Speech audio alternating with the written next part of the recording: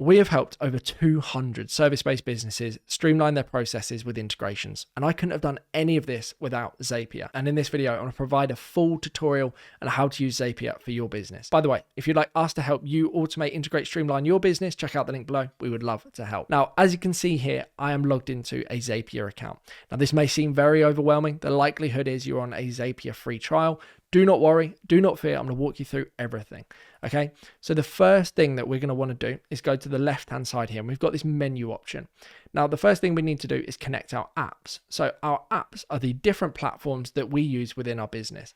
As you can see, I've got tons of apps connected to my Zapier account: Calendly, ClickFunnels, Facebook conversions. I'm sure these are all things that you recognize. In this video, I'm going to walk you through a few different Zaps that you can set up for your business, but we're going to need to ensure that we've connected the apps that we're integrating. So if you go to add connection in the top right hand corner, search for the application that you would like to connect. So let's say let's take Calendly, for example, or ClickFunnels. You then need to click in, sign into that application, and then that will automatically be added as the list of apps available for you to begin integrating the different areas of your business. It's really that simple. Once you've got that done, you're off to a great start. From there, we're then going to head over to Zaps. So this is the option on the far left hand side. We're going to select the Zaps option. As you can see, I've got tons of folders here. Now, just for the sake of clarity, keeping things clean, I would create a new folder. So to do so, press the plus button on the right hand side here, and I'm just going to call this Zapier Full Tutorial for the sake of this video. But as you can see, I've broken down my folders by applications. You can do it however you want. You might do it by marketing, sales, etc., etc. It's entirely up to you. I'm then going to click into that particular folder that I've now just created, and now the folder is empty. Naturally, we haven't created anything yet. To create a new Zap, we need to go to Create in the top right hand corner. Press New Zap, and then from here, we're going to be presented with this screen. It may seem scary. It's really, really easy, I promise you. We do have this AI functionality, should you wish to choose it. But in this case, I'm going to keep things super simple, and I'm going to walk you through how to do everything manually. So the first thing we need is to define a trigger. So when something happens, okay? When a new Google Drive folder is created, or when a new Monday.com lead is created, or literally anything, when a Salesforce lead is created, when an opportunity is closed as one, when a new Calendly is booked, it literally could be anything. Okay, but in this instance, I'm going to go ahead and I'm going to walk you through the demo of when a new job form submission is created. I then want to go ahead and create a lead inside of my Monday.com system. I'm going to keep this super, super simple. So in the previous section where we were on the apps area, we needed to have connected those apps. But if you haven't done that, that's not a problem. So I'm going to go ahead and search for job form. As you can see, job form is an option available to us. So I'm going to go ahead and select this. Now on the far right hand side, you've got account. Now, if you didn't add your account, you can add it from here as well. It's going to take you through the same sign up process. Okay, now we need to define our trigger event. So what causes this reaction? Well, what's the reason that this integration is happening? So the trigger event in this particular instance is going to be new submission. So when a new submission of a form, then we want other things to happen. So I'm going to go ahead and press continue. And then I need to select the form. Now you may have lots of different forms inside of your drop form system. I only have two. I've got form and Zapier form demo. So in this instance, I think obviously it's going to be the Zapier form demo. Then we need to go ahead and press continue. Now we need to test this trigger. So what I'm going to do is I'm going to go ahead and I'm going to go to open a new tab. I'm going to open this form and I'm actually going to submit dummy information. Okay. Nick Boardman, nick@crmcrew.com. Phone number can be whatever you want it to be. And then I'm just going to put the company name as CRM Crew Limited. So now I'm going to hit submit. That's it. Super, super easy. Then I'm going to head over to my Zap again and I'm going to press test trigger. So this is going to pull through actual information. And as you can see here, I've got all of these different submissions. Now submission D is likely the one that we want to use. You can see Nick Boardman, nick@crmcrew.com. My phone number is not my phone number. And then you've got the company name here. So that's the data that we then want to transfer over to our Monday.com system. So I'm then going to press continue with selected record. And then we're going to need to have an action. So select the action option. And then in this case, I'm going to search for Monday.com because I want to push my job form submission over to my leads board inside of Monday.com. Now, same principle applies. You need to select the account that this is connected with. As you can see here, I've got lots of different accounts or Monday.com accounts connected with this system, but the one I want to use is Monday.com up the top here. Again, the naming conventions can be changed. It's just not something that I've done. So I'm going to select Monday.com, and then I need to define an action event. Now, I must warn you, the action and trigger events are going to be very, very different depending on the application you have.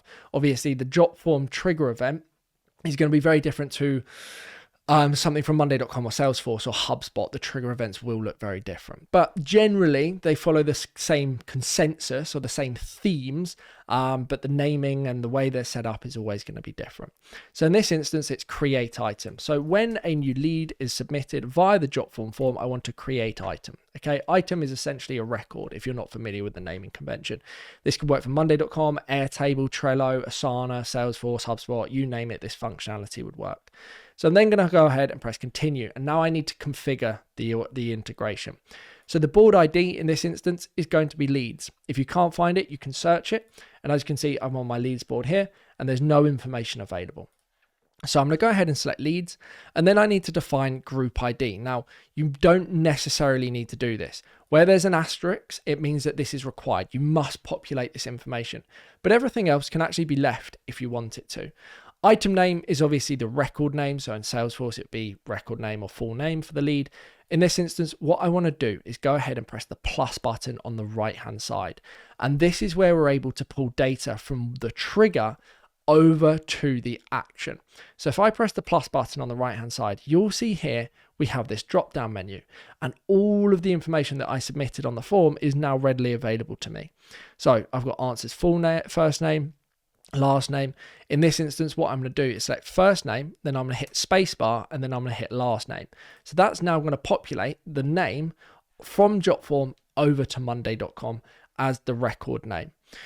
I've then got the first name, so I'm going to go ahead and map that. So press plus button on the right hand side, and I'm going to select first name. And then I've got the email address, press plus button on the right hand side again, and I'm going to look for nick@crmcrew.com. And as you can see, answers, email is available.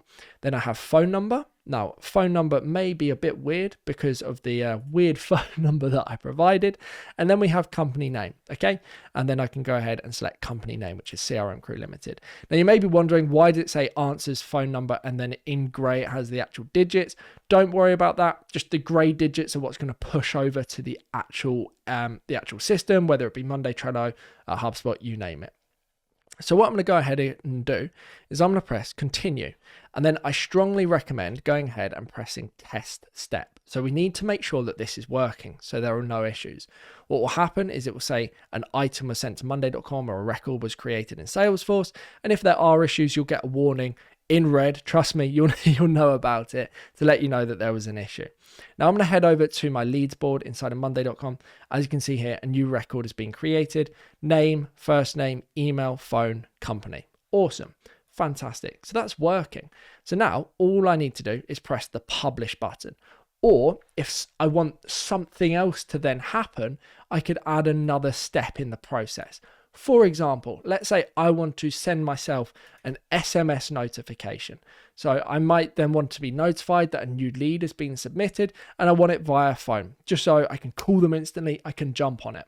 So I'm going to select SMS from Zapier. I've then got my account. So account in this instance is going to be phone number. Unfortunately, I am going to have to blur this. So I'm select my phone number, and then I'm going to go ahead and create action event. And I'm going to go ahead and say send SMS. So now the action event is to send us an SMS to my mobile phone number when a new lead is created from Jotform. I'm going to go ahead and press continue. I'm going to choose the from number. So it's really cool. Zapier provides a ton of random phone numbers that we can use. And then we need to write in our message. So I'm going to go ahead and I'm going to use a emoji, and I'm going to make this little emoji here, and I'm going to add it in, new lead, and then I'm going to add another siren just because it's fun. Why not? You can write whatever you want. And then I'm going to do full name, and then dash, then email, dash, then I'm going to do phone number, dash, and then I'm going to do company name. So I'm literally writing this. So that's what my text message is going to look like at the moment. So if I go to full name, I can then press the plus button on the right hand side, go to new submission, and then I can go ahead and put the full name in. From there, I can add my email, So let's look for my email address. There we go. From there, we can add my phone number, which obviously isn't a real phone number.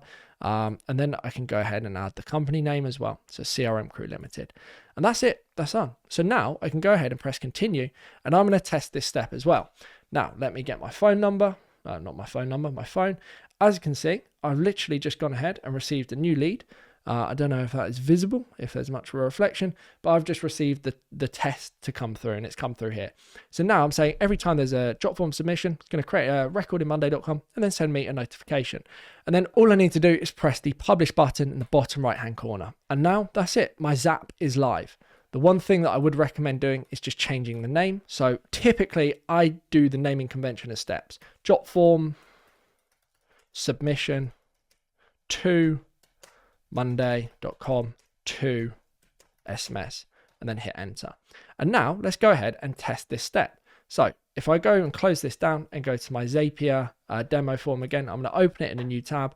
I'm going to call this Zapier test development at crmcrew.com. Put the phone number in as anything, and then I'm going to call the company Zapier test. And I'm going to go ahead and press submit. And then that should hopefully create a new lead in my new system, as you can see here. And also let me check my text messages. And as you can see, I've also received a new text message to let me know that a new lead has just come into the system. Awesome, right? And that's good to go. That's one Zap set up. So that's really helpful. Hopefully that gives you an insight into the basic functionality. Now let's go ahead and we'll create another Zap. So I'm going to go back to my folder. I'm just going to hit refresh because then I can see that Zap that we've just created is available.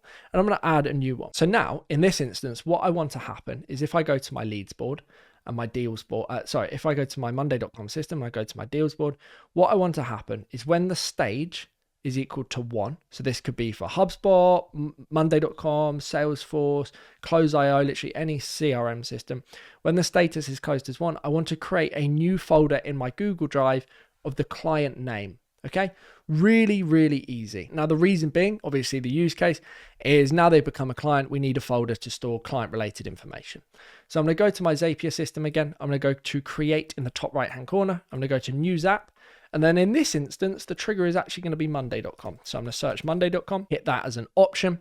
And then I'm going to go ahead and select trigger event. So trigger event is when specific column value changed. Now, just for context, and I think this might be valuable, I'm just going to change this over to Salesforce, okay? So just so you can have a look and you can see the trigger event is new lead, a new contact, new record, update field on record, updated record. So kind of the same thing.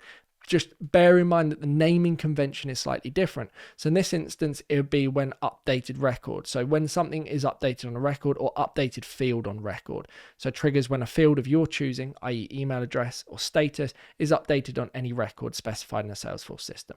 So it's the same thing. You will notice there's variations in the naming. So just don't be thrown off by this. Just make sure you read the description. So I'm going to go back to monday.com. I'm going to select my account, monday.com, and then the trigger event is specific column value changes in board. Obviously, the column value being that the stage is now equal to 1.